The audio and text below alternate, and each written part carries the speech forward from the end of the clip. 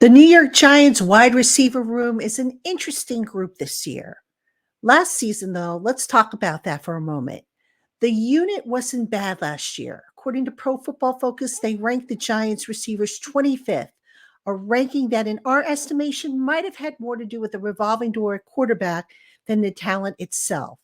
But to be fair here, the Giants didn't have a single receiver who struck fear into the hearts of opposing defensive coordinators. They haven't had a 1,000-yard receiver since the days of Odell Beckham Jr. And because they lacked that alpha in the group, sometimes they would suffer when it came to how they were played by opponents.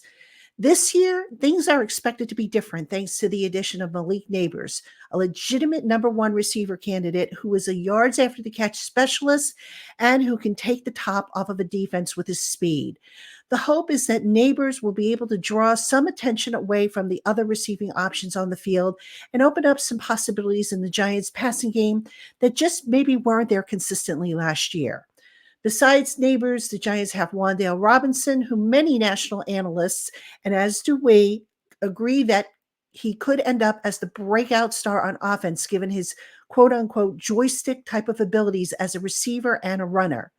Jalen Hyatt, last year's third round draft pick, is a year older and wiser and has bulked up. He too can take the top off of a defense with his speed. And now that he's had a full offseason with the playbook and with the offense, well, just don't sleep on him this year. And let's not forget about Darius Slayton, the Giants' receiving leader in 4 out of the last 5 seasons. While his targets this year might decrease thanks to the addition of Neighbors, Slayton is still a decent receiver whom no one can sleep on. Throw in the addition of Allen Robinson II, who's a bigger slot receiver, and the return of Isaiah Hodgins, amongst others. And on paper, the Giants' receiving core is a lot better.